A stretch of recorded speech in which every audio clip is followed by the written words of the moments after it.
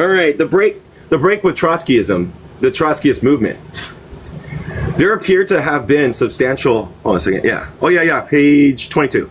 There appear to have been substantial political differences between the Johnston Forest tendencies and the SWP majority, which were brought to the fore by the eruption of the Korean War. As early as 1948, James had identified the expansion of the Stalinist-led world communist movement as an essentially imperialist phenomenon. Quote, the Stalinists are overrunning China.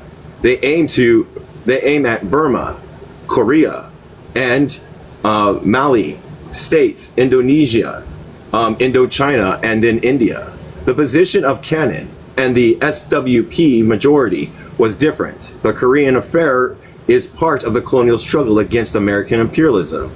We have to support all these movements regardless of the fact that they are led by the Stalinism at the present stage. Insurrectionary movements in the Philippines, Indochina, China itself, and Korea. By this time, the Johnston Forest tendency saw the SWP and the Fourth International as being in the process of capitulating to Stalinism.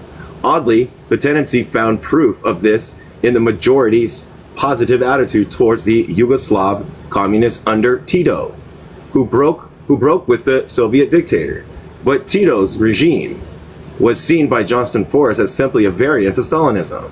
They asserted, basically the world situation today is that there are two great masses of capital competing for world mastery, the USA and the USSR. Each of these has its own labor bureaucracy. Oh my gosh, I already have to appeal. And the labor bureaucracy, the one, the social democracy, and the other, Stalinism. Revolutionary politics must oppose both from the basis of the revolutionary proletariat, or be continually drawn in one direction or another. The practical working out of this generalization could be found. They believed in the politics of the SWP as well as the Workers' Party, the latter having given critical support to such figures as United Auto Workers President Walter Reuther, essentially a social democrat. Quote, neither the SWP nor the WP sees the proletarian revolution in the US as a realistic possibility. Hence, each capitulates to the labor bureaucracy, the one in the form of Reutherism and the other in the form of Stalinism. Even at the very end, the Johnston Forest group was willing to acknowledge, quote, the SWP cadre, who was able to establish itself as a propaganda group on the basis of the general ideas of Trotsky and the solid, in fact, genuinely Bolshevik character of the cadre it took over from the 1940 split, particularly from the Minneapolis. Quote, more than this, there was still a residual admiration for James P. Cannon. Cannon's coming American Revolution was a high point of the SWP and came after the tremendous strikes of 1945 to 46. We held it, but disappointment soon followed. We soon found out that the coming American Revolution had been taken by the membership of some leaders literally as a promise and as a reward for sacrifice, of which they were so painfully conscious. Hold on. They had the mental attitude of children who had been promised candy and had been disappointed. They were told to be patient and be good children, and the candy would come someday. In 1948, it was clear to most SWP members that the post-war proletarian upsurge was not materializing into a revolutionary socialist tidal wave. Some were initially attracted to the Progressive Party campaign, led by Henry Wallace. The left liberal electoral efforts called for New Deal type social reforms and the reversal of the U.S. Cold War foreign policy, and a campaign which was strongly supported by the Communist Party and the handful of trade unions influenced by it. Cannon, quote, pulled the leadership back, end quote, for its attraction to the Progressive Party. The Johnston Foresights approvingly noted, quote, in driving through the irreconcilable class line, Cannon served to consolidate the leadership into a solid cadre, end quote. Unfortunately, they believed he failed to provide such guidance when the European leaders of the Fourth International, led by Mikhail Pablo, began to adapt to Stalinism. Cannon was impotent to meet the enemy within Trotskyism, as he had met the challenge of, oh my gosh, I don't know how to, Wallaceism, because of his incapacity to fight Stalinism as a class enemy. The result was that Pablo, the secretary of Fourth International, was entirely uninhibited to this exposition of the monstrous conception that the regime in Eastern Europe, through, quote, transnational, end quote, would last for centuries and would remain one of the quote, roads to socialism. The Johnston Forest Group felt that the capitulation was due not only to Cannon's deficiency as a Marxist theorist, but also to his loss of faith in the U.S. working class. The essence here is what Cannon said. The analysis of the American scene that was contained in the coming American Revolution is wrong. We must not be dreamers and underestimate the truth. The truth being that the hysteria and red baiting of the McCarthy period has overwhelmed the American proletariat. In fact, said Cannon, with uprised fist, the American proletariat is backward and bourgeoisified. While this general critique of the SWP seems a theoretically coherent package, the realities were somewhat less tidy. For example, Cannon's position was more nuanced than he was giving credit for.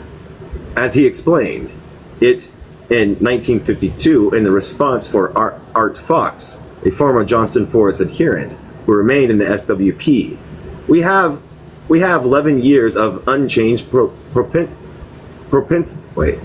prosperity. For us, that is an episode, comrade. Why do we say it is an episode? Because we took the advice of Comrade Murphy, Wessey, and we studied Comrade Marx, and we think in historic terms that we know that it is not only an episode, but that it is going to change and must change as a result of the contradictions of the capitalist system itself. But how does it impress the ordinary worker? All he knows is that for 11 years, he has been working more or less steadily and enjoyed better wages and living conditions than he knew before.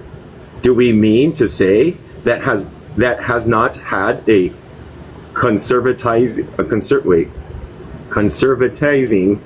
effect on his psychology? I don't think you read it correctly if you say it hasn't.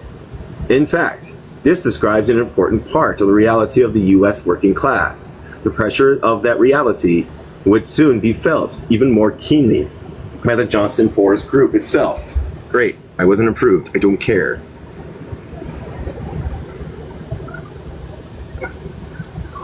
More than this, the confident assumption that Pablo was captured, Cannon politically, proved to be short-sighted.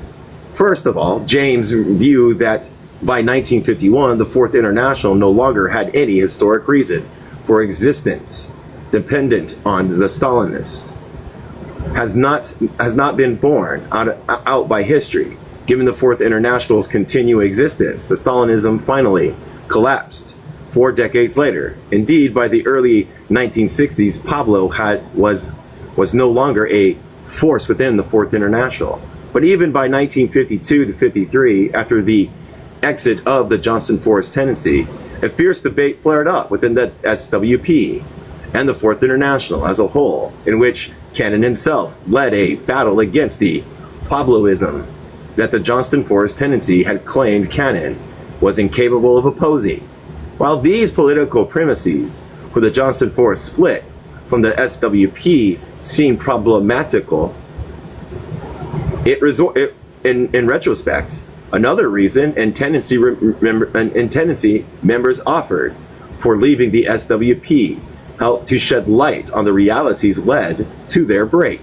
Ironically, given their rejection of left-wing vanguardism, James and his co-thinkers had a remarkably vanguardist approach to the SWP, an organization that they saw as being completely uneducated in Marxism. Before entering the SWP, we, on the Johnston Forest Tendency, had mapped out the task with regards to Americanization and internationalization, Americanization and the problem of modern culture, Americanization in historical materialism, Americanization in labor, Americanization in Marxian economics, Americanization in dialectical materialism. We knew that either the SWP would see this clearly, do this work, and take these steps, or it would be totally lost. The Johnston Forest Group had, after all, produced an independent and serious study of the U.S. working class. The American worker had independently translated and analyzed some of Marx's earlier manuscripts, had developed a considerable amount of material on Hegel's philosophy, the Soviet economy, etc., giving them an intense sense of their own mission to revitalizing, perhaps even rescuing, American Trotskyism. Of course, it turned out that many of the SWP majority felt that they themselves also knew something about Marxism and were not inclined to become students of James's and his co-thinkers. Johnston Forest comrades, quote, contributed more than their share of the daily grind of the party work and mobilization for the SWP events and political interventions, sales of party literature, etc. They attended out of all proportion to their numbers. This was the means to gain authority in the party and others to advance the Marxist education of the SWP membership. Through all this, our tendency maintains an iron discipline and reserve. We used infinite patience, forbearance, and fitness to make relations easy. We watched our behavior and our language. We were prolific in smiles and sparing in frowns. We did our best to help them. From the start, we accepted our limitations carefully. We tried to help them out without offending them, looking always for ways and means in articles, resolutions, and leaflets to add a worker and farmer government here or a revolutionary position there to push the party along. The strain of all this shows in the revealing outburst, but these simpletons could not understand us. A deep bitterness comes through in the comment that the organization's leadership could not dream that we were anything more than some well-meaning, naive intellectuals who somehow wanted to cling on to them to save our own soul. They were unable to see how well armed we were in every theoretical sphere, that we could be as calm as we were only because we knew that we were armed for all eventualities. This blindness on their part is a conclusive sign of the thick conceit and insensitivity which overcomes our leadership when it sits in its own little bailiwick out of all contact with the dynamics of the revolutionary process, and certain that 700 can defeat 70. These numbers apparently refer to the respective size of the SWP and the Johnston Forest Tendency. The turning point came in 1950 after the Johnston Forest Tendency submitted to the SWP's internal decisions, State Capitalism and World Revolution, which constituted a sharp challenge to the traditional Trotskyist perspectives of the SWP, followed by the tendency opposition to the alleged switch from anti-Stalinism to pro-Stalinism, represented by the critical support given to Yugoslavia Communist Party, or as James put it, the Socialist Worker Party of the Fourth International, capitulated completely to totalitarian counter-revolutionary bureaucracy of Tito. Almost like a natural law, it is the case that many members of a small revolutionary group, feeling the intensifying hostile pressure of the larger society, will react to serious internal dissent as an almost life or death threat. But it appears that the Johnston Forest tendency was ill prepared for such a reaction to its challenge. Quote, the result was a new insight into process and degeneration. According to the split document of the tendency, the party turned on us with bare fangs. The SWP branches in several cities. Members of the majority hurled charges about politically irreconcilable differences, referring to the hysteria, the red eyes, and the shaking fists. The split document noted that, quote, the political flip-flop of the organizational hooliganism deeply affected the Johnston Forest tendency, end quote. It was not the case that the canon leadership was intolerant of oppositionists. However, quote, we satisfied ourselves that the central leadership was not at the back of this, end quote. In fact, in some ways, there was too much tolerance, the same endless discussion of ideological differences, the same unwillingness to agree, to disagree. All these climaxed to retrogressionist politics of the WP. These are now present in full force in the SWP, and as always, this is called democracy within a very strained and difficult political atmosphere in the larger society.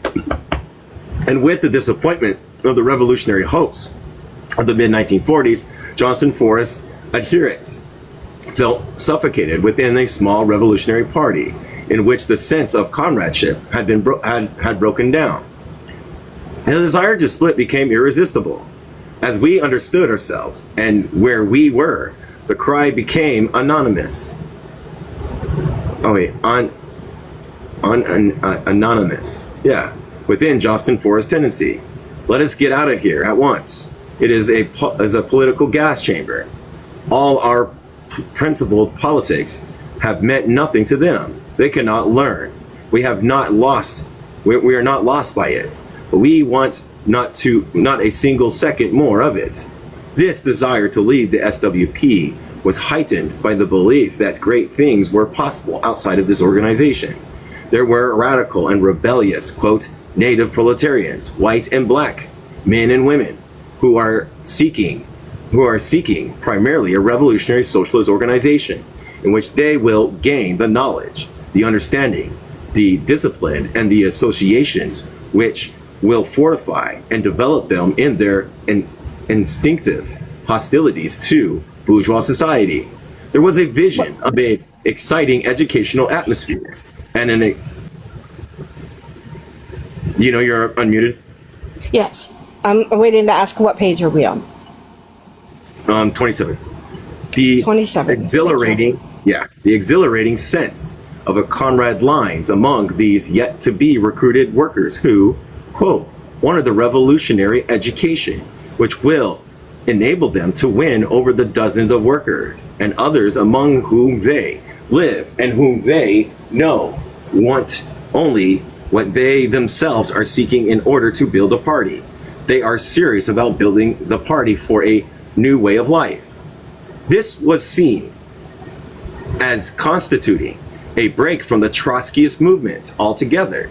After 23 years of development in Cantonite and Sanchamites Trotskyism, one Johnston Forest spokesperson asserted, quote, there was not a soul in either party who could preserve the revolutionary aims of Leon Trotsky.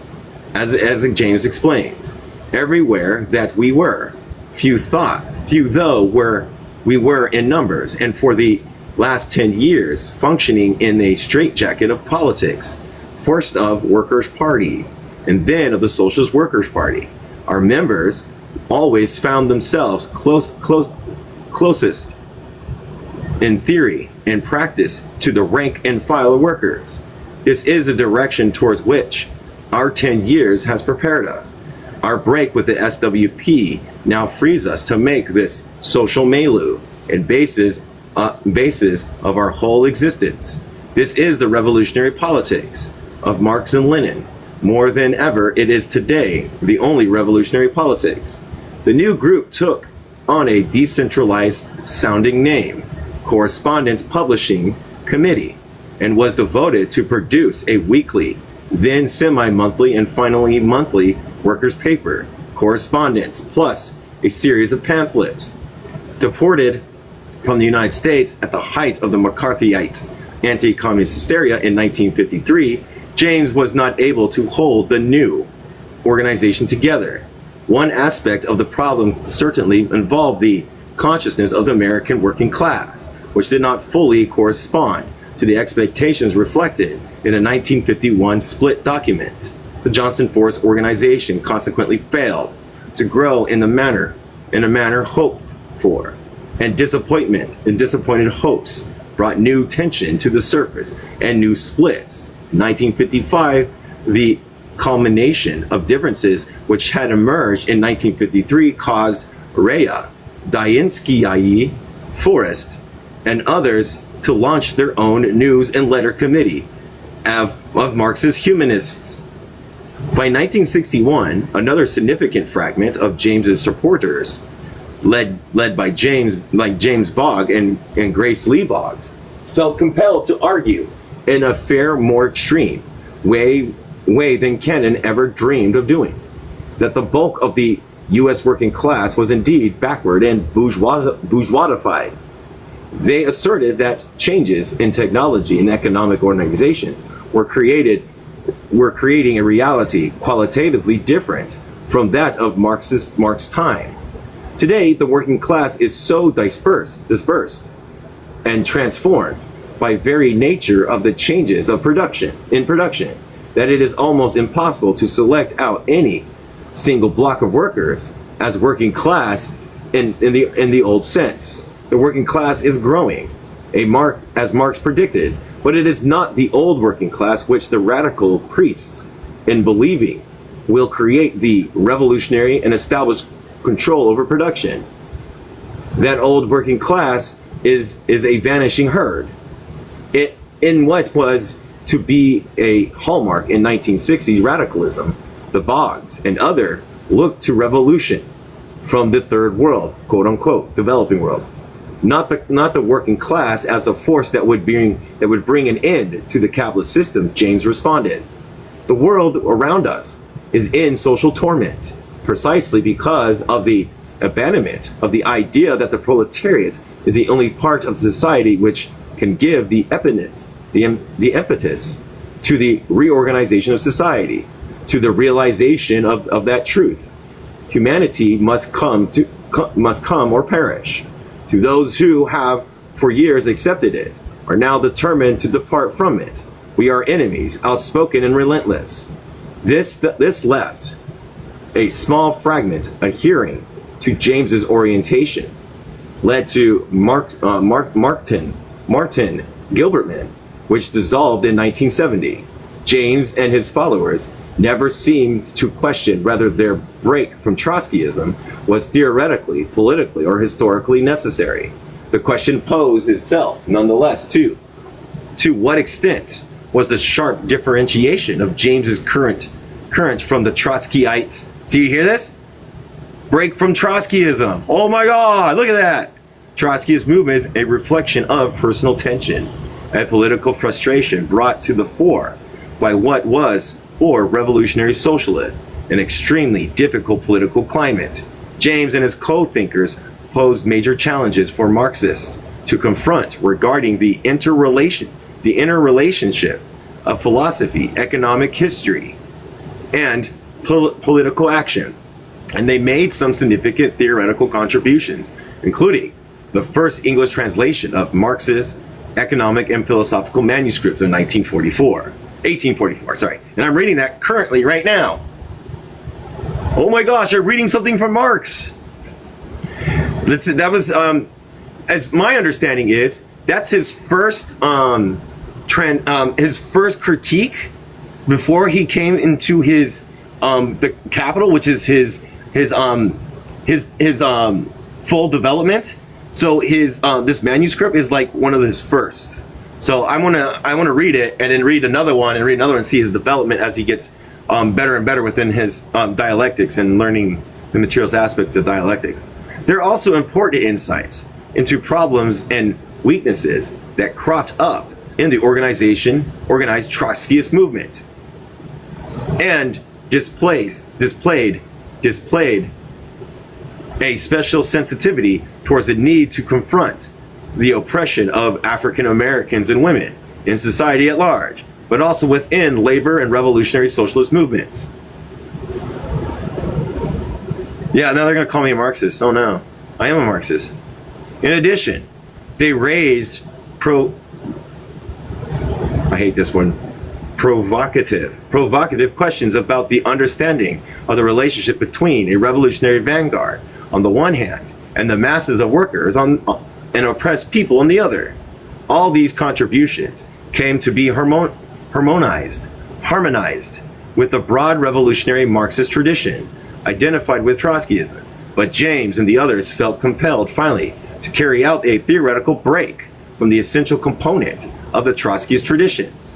In the following section of this introduction and in the notes, we touch on certain aspects of this theoretical break, but the organization of the particular anthology reflects a belief that the essential and most fruitful contributions of C.L.R. James constitute an enrichment rather than a negation of a broader revolutionary tradition in which he politically thought took form. Many left-wing intellectuals in the 1930s and 1940s broke away from the political movements with which they had identified. Unlike most of these, however, James neither de-radicalized nor lost touch with the realities around him. In his 1960 classic, Modern Politics, demonstrates he remained true to the essential aspects of the revolutionary Marxism that had animated him when he had been a leading Trotskyist, utilizing his Marxism to grapple with the new realities and advance fresh insight. In fact, there is remarkable continuity between Trotskyist and post-Trotskyist phases, and the contribution from each period offer much and interesting to the present-day reader. Reading James. Interesting. This is interesting. As in the case with any serious writer, C.L.R. James should be read both sympathetically and critically. Sympathetically because he has much to say that will not be... Do you see that? Do you see that? I want to reread this. As in any case with any serious writer, C.L.R. James should be read both sympathetically and critically. Sympathetically because he has much to say that will not be understood unless he is taken seriously, given the benefit of the doubt, and listened to in such a manner that the logic of his argument is allowed to unfold. Critically because the logic of his arguments, once allowed to unfold, should be wrestled with, and the text confronted by context our own, but also his, i.e. examining the ways in which his ideas make sense now, and the way in which they make sense then. He wants us to do an analysis, a critique, just what I'm saying. Read everything. George Jackson, a prominent Maoist, read everything, including Trotsky, and he still identified and put himself in the position as a Maoist fanonist. Come on now, people. You're supposed to read a lot of things. There's Red Booker. James was politically active, of course, in various settings. The Caribbean, Britain, and the United States, and carried with himself diverse cultural traditions and experiences that often yield incredible rich insight. At times, one aspect or assertion of James's seems to conflict with another, and one is reminded of a writer he respected, Walton Whiteman, who commented quote, do I contradict myself? Very well then, I contradict myself. I am vast. I contain multitudes. A discussion of, quote, contradiction in James's thinking would hardly have distributed this revolutionary dialectician. It is, after all, the central category in thought of Hegel and Marx. Alleged contradictions in James's thought can also be said to reflect the contradictions in life itself, which must be expressed theoretically in order to grasp the dynamic of social change. Of course, not all contradictions are necessarily dialectical, nor are they necessarily profound in a positive sense. Each reader will have to decide what seems responsible and what does not. It's almost as if they want us to do these things. Oh my God.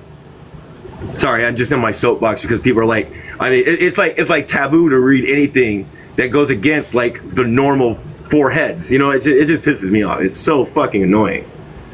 And if you are, that's what you are. You're them now. That's my soapbox. For example, one will find in James's various writings and thoroughgoing adherence to the ideas of Lenin, including his perspective of the Revolutionary Party.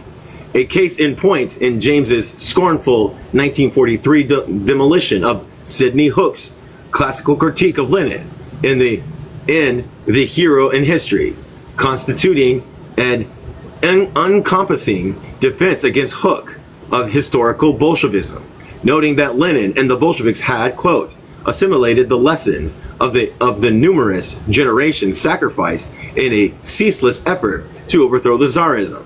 James approvingly quoted Lenin's instances on the need to create a revolutionary organization and where to begin. I read that. It would be too late to start building such an organization in the midst of an uprising and outbreaks, and before our very eyes, broad masses of the urban workers and the common people rush into battle. But the revolutionaries lack a staff or leaders and organizers. While accepting the validity of Lenin's organizational perspective, James insisted on the dialectical interaction. The proletariat as a whole, at all critical moments, follow the Bolsheviks. More important than this, however, is the fact that the Russian proletariat taught and disciplined Lenin and the Bolsheviks not only indirectly, but directly. Because basically, the organization of the party paralleled the organization of the proletariat. The proletariat created the Soviets. The Bolsheviks learned to understand the vitality of creative power of the proletarian revolution. The proletariat repeatedly led the Bolsheviks and gave Lenin courage and wisdom. Between 1890 and 1921, the interrelations between leaders, party, class, and nation was indivisible, with the proletariat or against it. That is the future of every modern nation. What was the secret of Lenin's greatness is that he saw this so clearly, because his choice was the inescapable product of the whole past of Russia. James never repudiated any of this. Yet in his later writings, we find a blunt rejection of the Leninist party. That's the critique he has. Hey, Brianna. Oh, Brianna, I am now a Trotskyist dangist. I'm a crypto Trotskyist dangist because I'm reading C.L.R. James. Just want to let you know that. That's what I am right now. I'm not that. I'm not that. I promise you. I'm a Marxist phenomenon. Hey, Brianna. James never repudiated any of this. Yet in his later writings, we find a blunt rejection of the Leninist party, which is moderate, however, in modern politics, where in addition to calling the Bolshevik Party the greatest political party the world has ever known, he asserts that, at least in the less industrialized developing world countries, the Leninist Party has continuing validity. It is worth considering the explanation of one of his closest collaborators, Martin Gilberman. Now me, yeah, they're giving me hell for that. So me, I still think that a vanguard party is necessary. I'm still in that position. But James had a criticism contradiction. I think he dealt with what is called spontaneity, like self-activity of the proletariat, the self-activation of the proletariat, the spontaneity of the proletariat to be organized into a revolutionary function. But I still believe that, like what he said, the proletarian movement needs to teach the vanguard party, and the vanguard party needs to represent and reflect the conditions of the proletariat. In my position, I believe in an organic vanguard system, in a sense, not a Bodega sense, but more of like a Maoist tendency of that. I don't know. I haven't read the Bodega one or anything like that, but I know that there is Leninists that believe in an organic vanguard party too, an organic what is it called, democratic centralism too. So yeah. Someone's giving me shit, so I'm a little upset. I don't think C.L.R. James' positions are contradictory so much as historical. He accepted the reality of historical change in the nature of the proletarian party. The First International was not the First International, and the Bolshevik Party was not the Second International. We believe that the validity of the Leninist type of vanguard party ended with the World War I period, so that his rejection of it for today was not necessarily a critique of Leninism, although he did have some differences. In addition, he was talking about a proletarian party, the nature of which would change with the development of capitalism and therefore of the working class. Basically, he accepted the idea that the modern proletariat was organized by the process of production itself, and the vanguard party had become a brake on the revolutionary development. But when you deal with the developing world countries, there is no proletarian organized by modern means of production. So that, oh my gosh, another visibility one. So that, when considering that what are necessary peasant national and not proletarian socialist revolution, the discussion of the nature of revolutionary parties takes on a different character. Okay. It seems a reasonable line. Oh, by the way, and Lenin did say this. He said if we're going to organize a vanguard party, we have to realize that we're organizing in a bourgeois society, because the vanguard party has to be abolished when everything else, when the proletariat is abolishing itself, because the proletarian identity does get abolished as part of the stateless class list. This seems a reasonable line of thought, yet new contradictions are suggested. For example, Lenin's party in Russia was based on the working class, not the peasantry. Also, why would the change in advanced industrial countries since World War I eliminate the need for a revolutionary vanguard party within the working class? After all, as James and Gilberman would be the first to insist, workers don't think with a single mind, nor do all workers have the same level of understanding, consciousness, and commitment, let alone a level sufficient to develop and coordinate organizational networks and plan of action necessary to bring about a revolution. Those who are prepared to do such thing are a minority of the population and of the working class. A revolutionary vanguard, revolutionary upsurges may be spontaneous, but they are generally prepared by a considerable amount of prior education and organizational efforts. More than that, it is questionable whether revolutionary victories can be spontaneous, quote unquote. I didn't stop doing this. Even among the most literate and conscious workers of the most advanced industrial societies, James and his co-thinkers have helped to document profoundly revolutionary insights among ordinary working people, as well as the reality of periodic revolutionary upsurges of the working people in many countries. The fact remains that the absence of a revolutionary vanguard party, i.e., a genuinely revolutionary, not reformist group that has a mass following, has seemed to prevent the possibility of a radical upsurge of workers, successively culminating in the working class coming to power.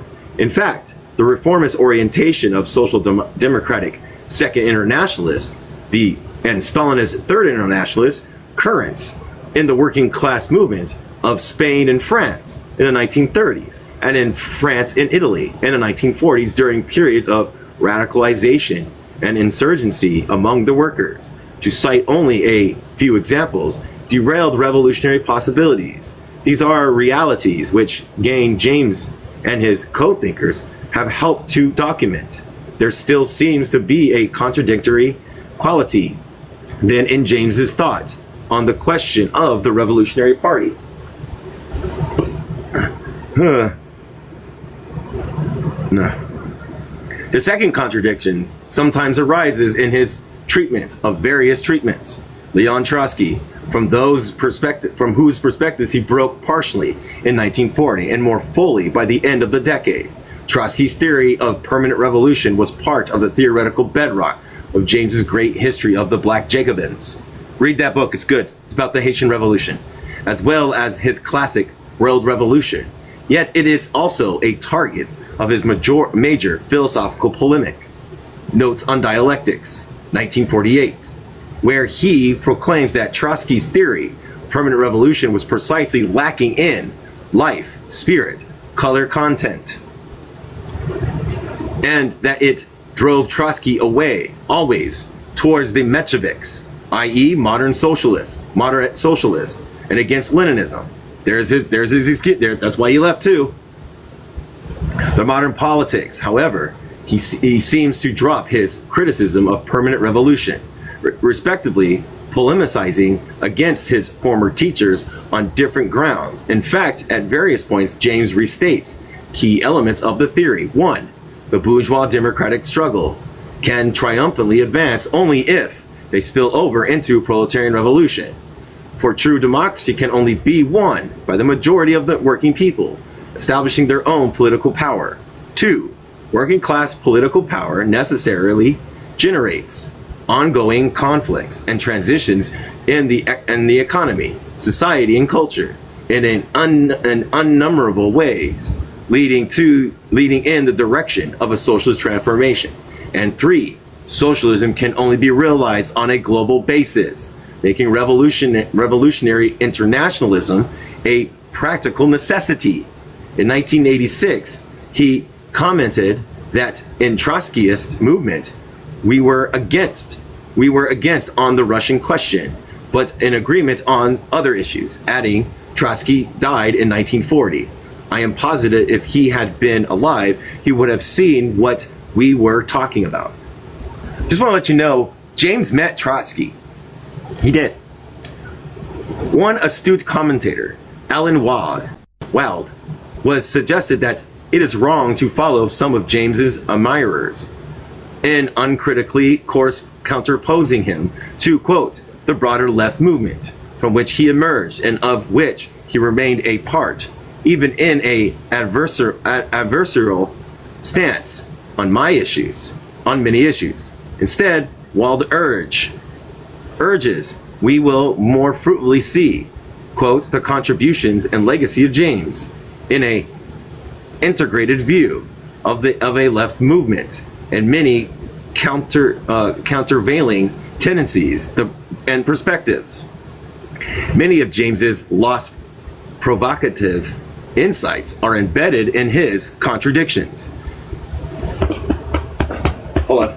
But these cannot be adequate, appreciated apart from a serious-minded understanding of the ideas that he is sometimes criticizing. Note, not all of James's contradictions are necessarily guaranteed to be fruitful. A principal opponent of bourgeois reformism, James nonetheless, in Modern Politics, praised Franklin D. Roosevelt, a bourgeois reformer per excellence, as, quote, the greatest political leader in the United States of the 20th century. He further asserts, Mr. Roosevelt and his wife together have a place in American history and in the minds of the American people that will never be forgotten. These seem odd comments for a revolutionary Marxist to make, and it is by no means clear how they fit in with other aspects of James' thought. He suggests that in the 1940s, the liberal Democrat Roosevelt and the liberal Republican Wendell Willkie might have broken with conservatives and reactionaries in their own parties, joining together to create a new social reform party containing, quote, the advanced elements, proletarian and liberals, and that this would in effect become a mass labor party. This analysis anticipated the approach of U.S. Social Democrats, Norman Thomas and Michael Harrington, and especially civil rights strategist Bayard Rustin, who several years later put forward a so-called coalition politics respective of working to transform Democratic Party from the inside with a liberal labor civil rights alliance.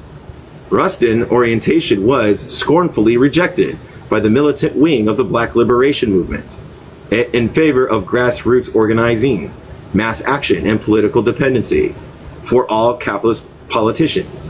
It was these independent-minded radicals, militants, however, with whom James unambiguously identified. Paul Buell has characterized James' formulation of modern politics as, quote, a passing phrase made once only and in deep contradictions to James's other works.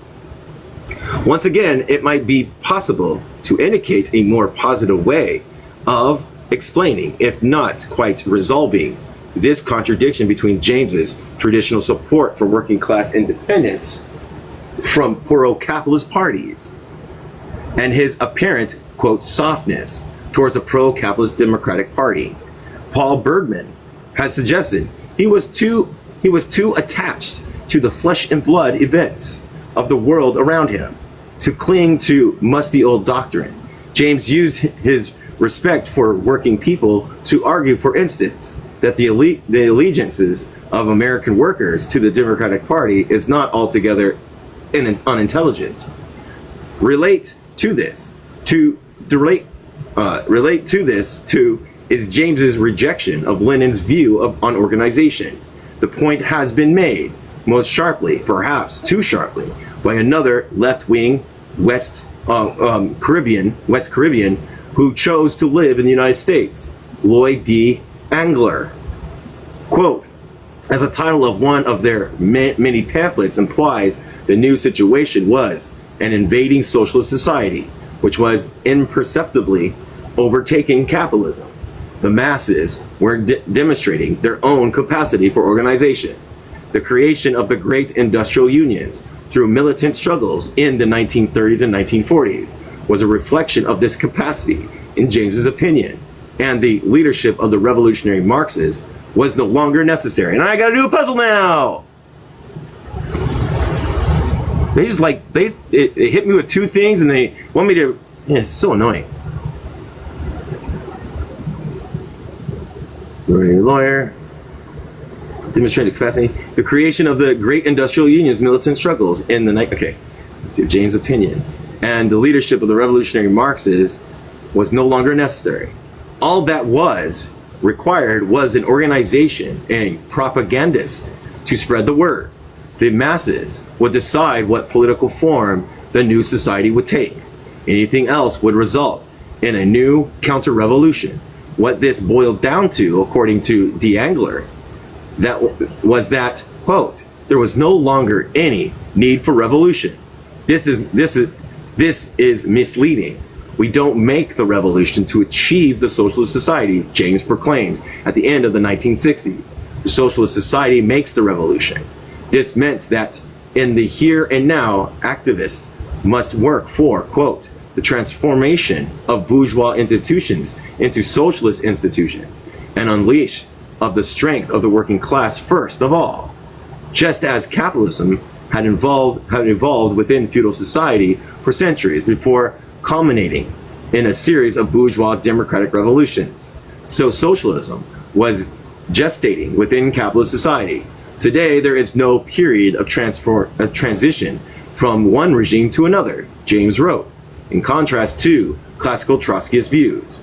The establishment of the socialist regime, the power of the working class, and those substantial elements in the nation who are ready to go with it, that is not something which one must look for to be achieved in the future. This is absolutely now, not only for the socialist society, but to maintain the ordinary necessity of life to defend the elementary rights of all society. There is an undeniable spontaneist element in James's thought in his post-Trotskyist period. Quote, the Vanguard Party, Social Democratic Party, trade union leaderships are all bourgeois institutions. He scoffed. The very structures of modern society prepares the working class and sections of society to undertake immediately the creation of socialist institutions. Yet, it was not clear from what James wrote what role revolutionary Marxists should play in this process. What are the new socialist institutions?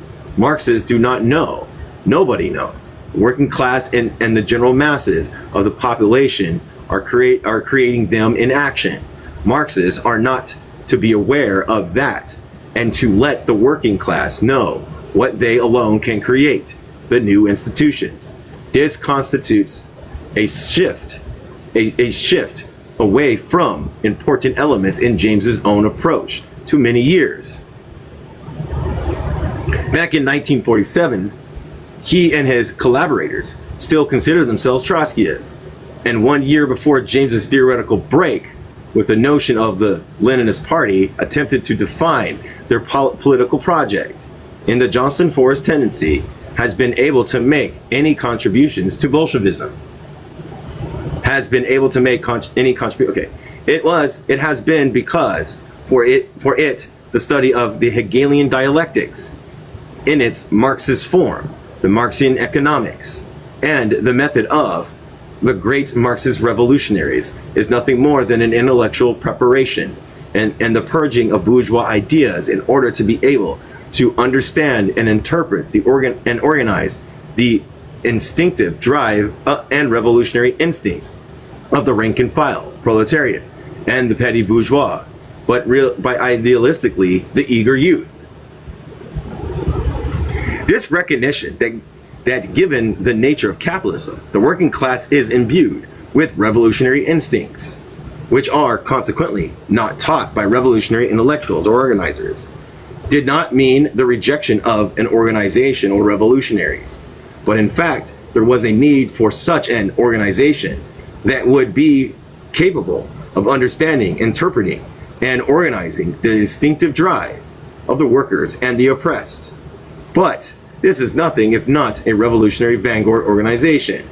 The notion that what is instinctive with flowers without vanguardist involvement, however, eliminates the reason for the party building efforts that have been a centerpiece of the Leninist Trotsky's orientation. In fact, James seems to have been of two minds about this, and the result has been poignant ambiguities in his later writings in the role of the conscious Marxists. In the conclusion of his 1968-1971 commentary, The Way Out, World Revolution, James elaborates on this theme. We must point out the stages of the Marxist movement. Marx put forward the basic ideas in the Communist Manifesto. After profound study in philosophy, the revolutionary history, and the watching of the movement of the workers in some insignificant part of France, then followed the Commune in 1971. It was the Commune in 1871 which gave to Lenin and the Bolsheviks indication as to be able to understand what took place in 1905. 1905 was the dress rehearsal of 1917. We have to be able first, for our own benefit, to understand what has taken place between 1917 and 1968. We need not go preaching this to the working class, but Marxists have to be quite clear as to the stage of development, so as to be able to recognize, welcome, and intensify the advances that are taking place instinctively in the nations and in the world at large. This work has to be done. The greatest mistake would be not to do it at all. Equally mischievous would be the idea that it can be done apart from the concrete struggles that are taking place everywhere. The world revolution has entered in what could be a decisive and final stage. It is difficult to understand James's meaning here, even though his intentions are obviously in harmony with the most uncompromising revolutionary activism. In the passage that we have emphasized, it seems that he wants Marxists to do something, but precisely what remains unclear. They apparently should have nothing to do with the development of a revolutionary vanguard organization, or a social democratic labor party, or a left-wing leadership in trade unions. There is instead a need to understand things, first of all, for our quote unquote, i.e. Marxist intellectuals' benefit. But this is not supposed to be a preliminary step for preaching anything to the working class, which in its own way is doing what needs to be done. Nor is it clear, rather the working class needs to be aware that it is without any clear consciousness of the fact bringing about socialism within the womb of capitalism.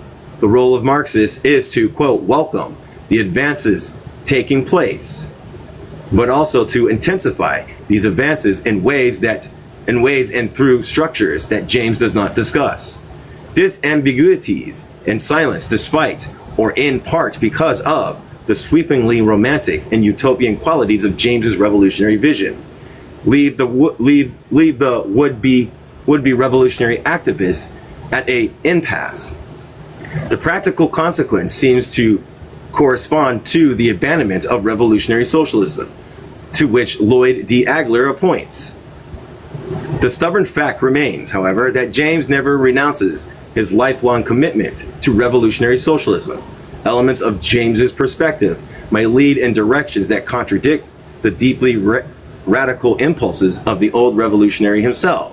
Nonetheless, the sweep of James's vision in modern politics in his other writings is breathtaking.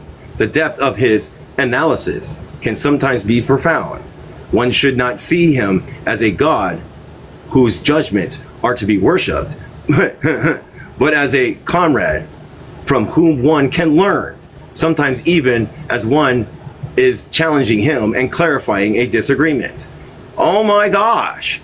Oh my gosh. So it's almost like you should talk to James and go into a struggle session with James. Oh my gosh, look at that. It's almost as if we should probably, like, if Brianna says something weird and there are Marxists, it's almost like we go up to Brianna and we have the conversation and we work out the, oh my God, go figure. To not treat them like gods, huh? Yeah, one should not see him as a god. Jesus Christ. Even though a man himself, even though the man himself passed away before his final decade of the 20th century could begin, his thinking remains incredibly vibrant as we approach the problems of our own time and the promises of the century to come. It may be appropriate to conclude with the indication of what constitutes James's strength as a revolutionary thinker. So of these have already been mentioned at the beginning of this essay. There is a great intellectual breadth, which is evidenced in the quality of his Marxism, reflecting a serious concern with philosophy, history, economic, culture, and practical political works. There is also a capacity to see things that aren't quite there yet, but that are in the process of coming into being. Related to this are his capacity to identify fruitful connections between seemingly desperate phenomena and his consequent ability to take what is peripheral and show that it is in fact central to an adequate understanding of politics and society. In addition, there is a deep humanism that is essential to revolutionary Marxism. So there's two different types of Marxism. There's the anti-human Marxism and the humanist Marxism. So that's a debate that I've been just figuring out. Marxism, but that James makes very much his own, which opens to us a crucial insight. Socialism is not something that is simply thought up by brilliant intellectuals. It is an integral part of the reality around us. Essential elements of it, setting labels and theoretical systems aside, can be found in the thinking and perceptions and the values, the desires, and everyday life activity, and many ongoing struggles of human beings who are part of the working class majority. Paul LeBlanc. And there's a whole bunch of notes. You guys want to go back and look at the notes. No, wait, that's the introduction. Hold on. All right. I have to wait for it to.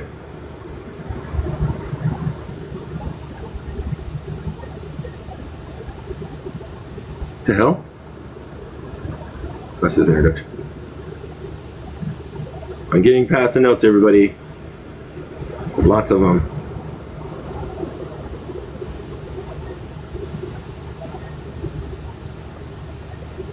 How many notes is there? More notes.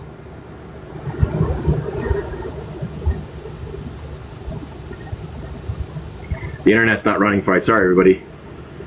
It's loading the pages as I go. Where did Joe go? Joe, why'd you leave? Are you in the thing?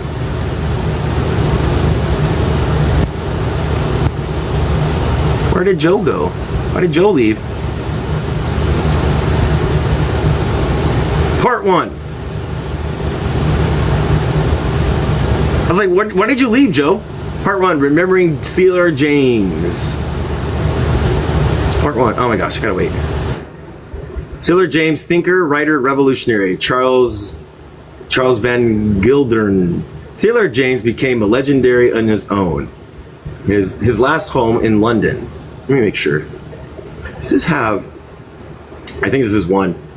Let me see here. Hold on a second. Let me look at something here. Oh, it just says bookmarks. Okay. I'll do 51 because I think... let me see here. That was... Yeah, this is part 1. But I couldn't unmute, which is why I had to leave and come back. Okay. Do you want me to do the notes? No, it's fine. Okay. Part 1. Remembering C.L.R. James. Chapter 1. C.L.R. James, thinker, writer, revolutionary. Charles Van Gilderen. C.L.R. James became a... What time is it? We're good. C.L.R. James became a legend in his own time. His last home in London's interracial working-class district of Brixton became a focus of radicals from all over the world. In his youth in Trinidad, James became known in cricket circles as a maverick. This term could also be used to describe his impact on Marxism. Born in Trinidad in 1901, James was first interested in cricket, a sport once considered quintessentially British, but which his native Caribbean, was long since made its own. Yet his interests were wide-ranging. He had a passion not only for cricket, but also for Shakespeare, Verdi, and Beethoven. And there was a growing involvement in politics which became central to his life. When the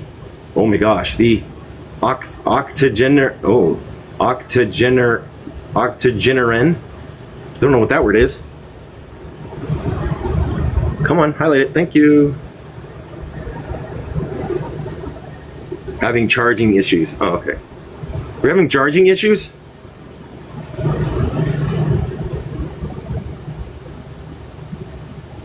There it is. Octogenarian.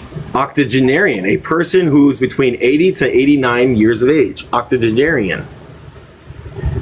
Yeah, 80. Yeah, I'm having charging issues on my tablet. I'm down to 23%. I don't know if I'm gonna make it to the end of the live, but I'm trying. Okay. If I can't, I'll come back on my phone, but I won't be able to talk. Okay, good. Octogenarian. Octogenarian. All right, let's get back to it. Where was it at? When an octogenarian within the worldwide reputation, he maintained his interest in this divergent sphere, in the same autobiographical boundary and beyond. He argued that sports, especially cricket, art, and politics are dialectically interrelated. It was his observation on the cricket field which first wakened him to the injustice of colonial rule in his native Trinidad.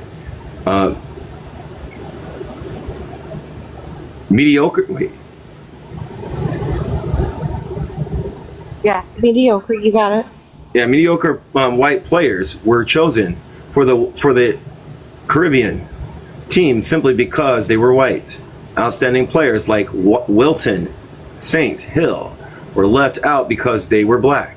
And the heated atmosphere of the political debate which followed World War I, James was soon caught up in the mounting criticisms of the colonial regime, and he was particularly drawn to the popular movement led by André Capirian, who was mayor of Port of Spain.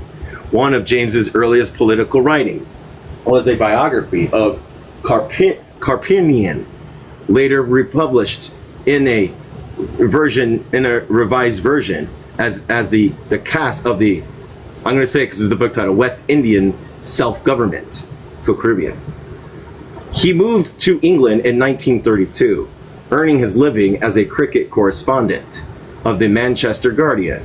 He first settled in Nelson, in Lancashire, town with the strongest radical traditions. The industrial disputes that were going on at the time were to leave a lasting impression on his mind. The Lancashire workers, he was to say later, were his educators in the class struggle, swiftly disillusioned with the moderation of the Labour Party. He joined a more militant Independent Labour Party, ILP, in 1934, where he came into contact with British followers of the Russian revolutionary Leon Trotsky, organized in the Marxist group. It was in this period that he read Trotsky's theory of the Russian Revolution, which was to turn him to the study of Marx, Engels, and Lenin. In an interview with Al Richardson and other publisher by socialist platforms, James stated, quite frankly, I joined the Trotskyist movement and I learned Marxism in the Trotskyist movement. He soon became a prominent leader in the Marxist group and its foremost polemicists. Those of us who were around in those days can still recall his tall, striking figure and his fiery denunciation of capitalism, imperialism, and Stalinism. James' writings became model of Marxist pamphleteering, linking diverse struggles in dialectical unity. He had been a Marxist for only 3 short years, but quickly grasped its essentials. His articles in the ILP journal, New Leader, on Mussolini's invasion of Abyssinian Ethiopia, still ranks among the best and most searing agitational tracts he ever wrote. A similar formative experience for James was his active role in combating a vicious Stalinist campaign of slander against Trotsky and Trotskyists, which reached this frenzied peak during the Moscow trials of 1936 to 1938. James was probably the finest orator our movement has produced, at least in the English-speaking world, and the movement made full use of his talent. In Britain, he was the one person feared by the Stalinists as being more than a match for people such as the communist leaders Harry Pollitt and R. Palm Dukes. Only once did the Communist Party pluck up enough courage to engage him in a debate in the Islington Library in Holloway Road. He devastated the CP spokesperson, Paul Salom, himself no mean orator. In 1936, James' novel about the Caribbean backyard life, Mitty Alley, was published. The following year saw the appearance of the World Revolution, 1917 to 1936, the rise and fall of the Communist International. This was the first comprehensive study to the rise of the Third International under the leadership of Lenin and Trotsky. Its subsequent fall under Stalin. Some of James's differences with Trotsky were already apparent in this study. Trotsky's comment on the book was that it was good, but that its author didn't understand dialectics. This rankled James's and was to lead him into an immense study of Hegelian methodology. And the eventual result was his Notes on Dialectics, 1948, in which he argued that it was Trotsky who misunderstood the dialectic and that his interpretation of history was flawed. But in the late 1930s, it was James's grasp of Trotsky's theory of permanent revolution, which enabled him to write his magnum opus of 1938, The Black Jacobin. The history of the struggle led to Toussaint Louverture in Haiti during the 1790s, the first successful slave revolt since Spartacus. If he had never produced anything else, socialist literature would be richer for this Tour de France. In the same year, he also wrote an important world survey, A History of Black Revolt. James played a major role in the Fourth International, the worldwide revolutionary socialist organization, established by those who agreed with Trotsky's basic perspectives. He participated in an important 1938 International Conference of Trotskyists and was a delegate to the founding conference of the Fourth International in 1938. He was elected to a new organization, International Executive Committee. In that year, James left Britain for the United States, where he immediately plunged himself into the works of the Socialist Worker Party. He spent some weeks with Trotsky in Mexico, where the old Bolshevik was exiled, discussing the question of the autonomous black movement.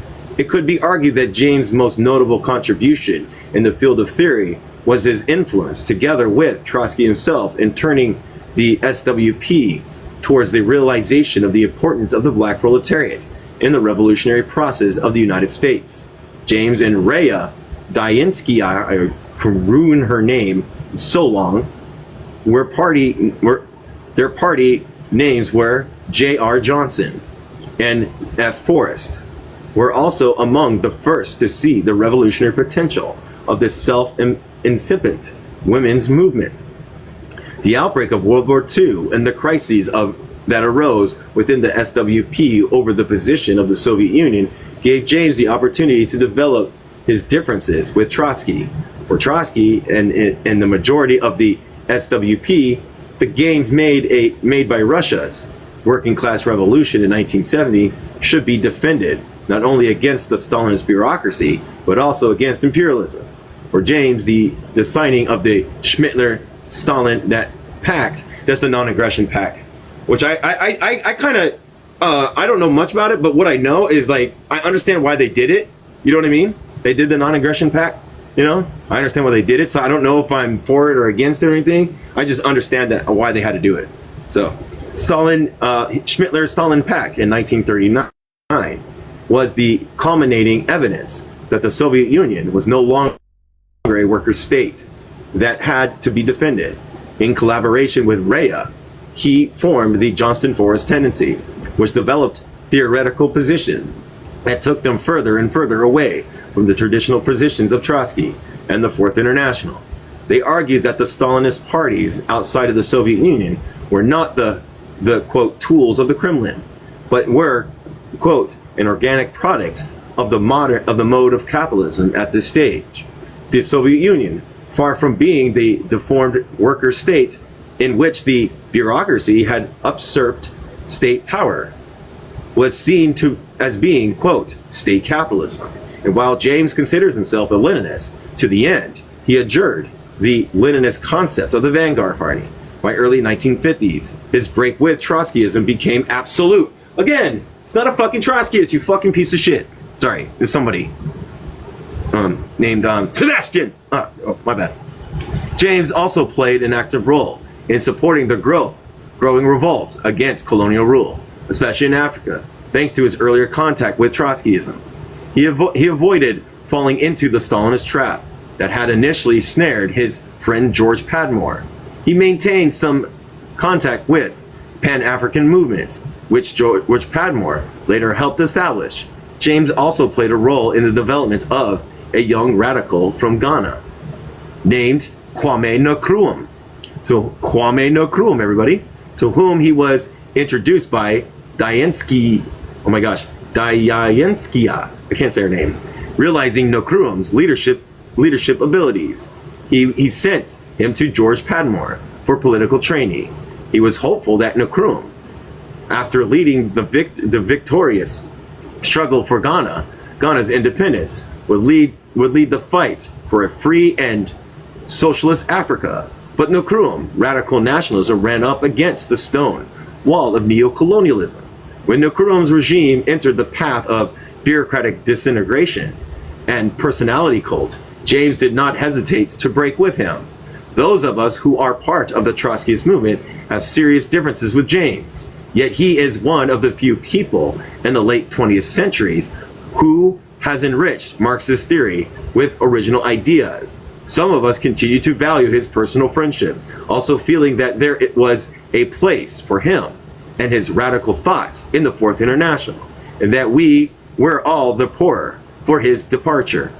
He remained an optimist all his life. On his 18th birthday, he told a young audience in Chicago, I will live to see the South African Revolution. I do not think I will live to see the American Revolution. But when you make your revolution, I will find some way to come here and join you. That revolutionary optimism, that unquenchable belief in the future of humanity as a characteristic that sums up C.L.R. James' thinker, writing, revolutionary. Chapter 2, C.L.R. James and Recollections. Martin Gilberman. What? You want to talk about the first chapter? Sure. That wasn't the first chapter. This is still the first chapter. Oh, that's this too. Never mind. Yeah. That's why I was like, hey, it's a good spot to talk. So I was really enjoying it. It was like you're learning about like the questions and stuff that he had with the Trotskyist line, and what the questions and doubts he had with the Stalinist state capitalist line, and you agree. You're like, yeah, and if that's what Trotsky believes, well then yeah, okay, well I agree, can't be Trotskyist, and so like I don't think there's anything wrong with C.L.R. James. I mean, I'm sure I'm gonna find things I don't agree with him on, but like, I don't see why people have to flip out anyway. Because they don't read. They don't fucking read. They read excerpts and opinions. They don't fucking actually read the person. That's why. They actually fucking read something. They actually fucking did something. Maybe they fucking have a different, like, actual full analysis on the person, instead of like looking it up on Google. Chapter 2. C.L.R. James in the Recollection. Martin Gilberman. Once one of the greatest Marxist intellectuals of the 20th centuries was buried in Trinidad on June 1989, the age of 88. Cyril Leon James Robert James had been living in London after being excluded from the United States for a second time. The remarkable range of his accomplishments was no modern equivalent. As a young man in Trinidad, he wrote short stories and a novel, Mitty Alley. He also began his dual involvement with politics and with cricket. He wrote a biography of Captain Coperian, a major figure in the Trinidad development towards independence. An abridged version of that was published in England as the case for the Caribbean's West Indian self-government. And he played and studied cricket. He went to England in 1932, where he made his living reporting cricket from the Manchester Guardian and greatly expanded his political literacy activity. In the 1930s, he ghosted a biography of the great West Caribbean cricketer Larry Constantine, wrote the classic history of the Haitian Revolution, the Black Jacobins, published in History to the Comintern, World Revolution, and translated Boris Sovereignty's biography of Stalin into English. Politically, he moved rapidly leftward and became one of the leaders of the British Trotskyism as part of the Marxist group. activity within the Independent Labor Party. At the same time, he joined with other Caribbean people and some Africans to agitate for the independence of Africa and to develop the leadership that later achieved the end of colonialism in most of Africa. This began with the creation and organization to oppose the Italian invasion of Ethiopia and was expanded with the formation and the International African Service Bureau. James edited its journals, International African Opinion. In 1938, James came to the United States on a lecture tour, became an active participant in the American Trotskyist movement. He added discussions with Trotsky in Mexico and ended up staying in the United States for 15 years. During that time, he created his own tendency within Trotskyist movement, known in particular jargon of the times as the Johnston-Forrest tendency. Johnson was James, Forrest was Raya. He ultimately broke with Trotskyism and formed his own independent democratic revolution, Marxist tendency. During this 15 years, he produced a considerable body of Marxist writing, of theory of the capitalist and the black question. It was, as it was then called, of the nature of the Soviet Union, on organization, on working class journalism, on the labor movement, and so on. Much of this was written in collaboration with members of the tendencies, especially Dianskaya, I can't say her name, and Grace Lee Boggs. In 1953, after trying to resist deportation by American government, he left for England voluntarily in order to keep open the option of eventually returning to the United States. During the time that he was imprisoned in Ellis Island, he wrote Mariner's Renegade and Castaway, a fascinating story of Herman Melville and the relations of his writings to American civilization. He continued in subsequent years to maintain his ties to his American organization. Okay, so Herman Melville is the gentleman that wrote The Scrivener and Moby Dick. Okay. In 1958, he went to Trinidad at the request of Eric Williams, the first prime minister of a newly independent nation, to assist in the movement towards independence. When it became clear, however, that Williams was willing to accept subservience of American imperialism as an alternative to British colonialism, James broke with his former friend and student. In 1962, he was involved in a terrible auto accident in Jamaica. He recovered his mental capacities, but was never able to restore his physical energy that had always characterized him.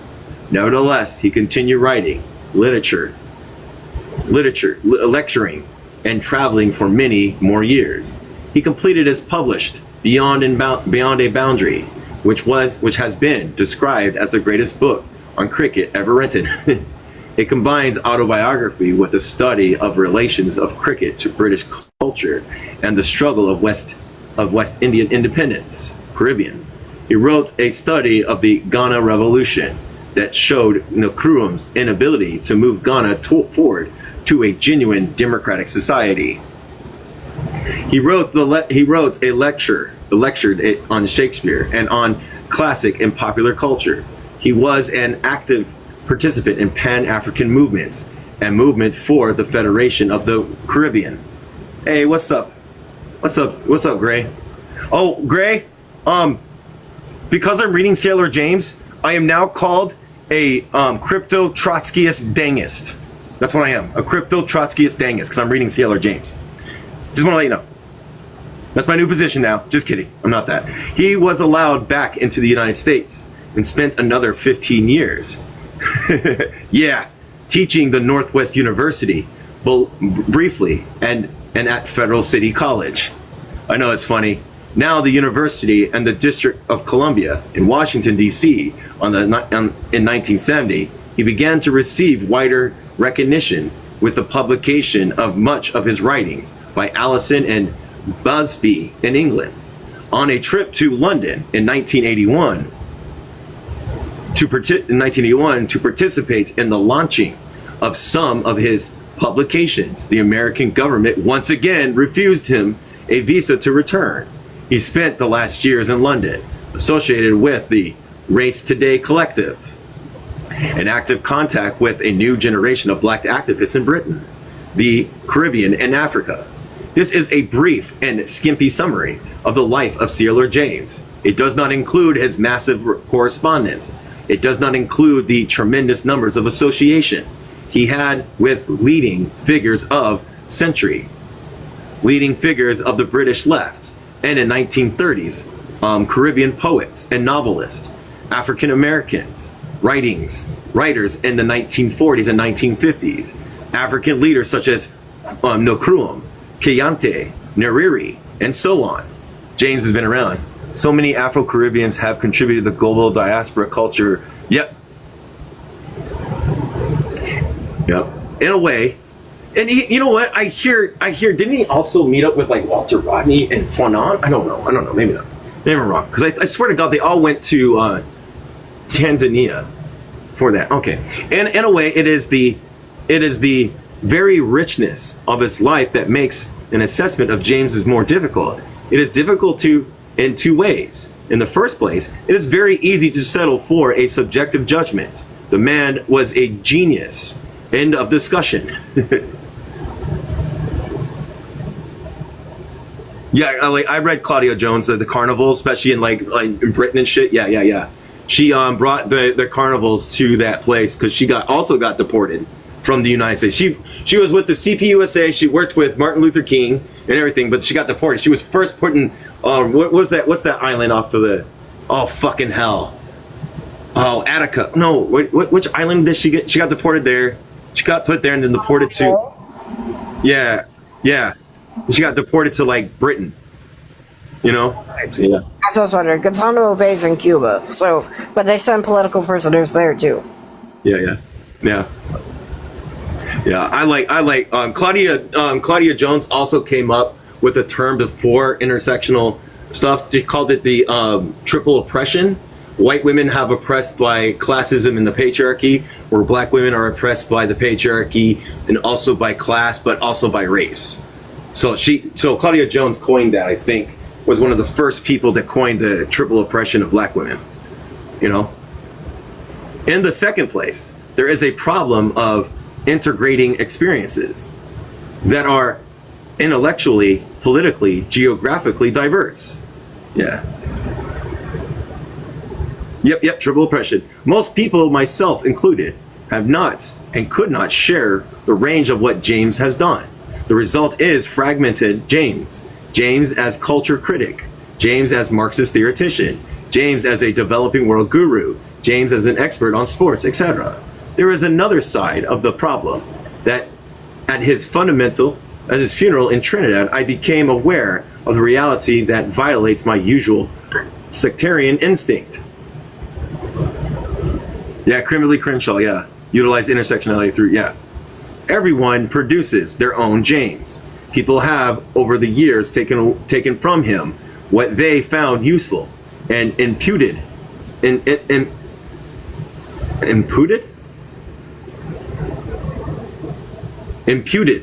to him that they felt necessary.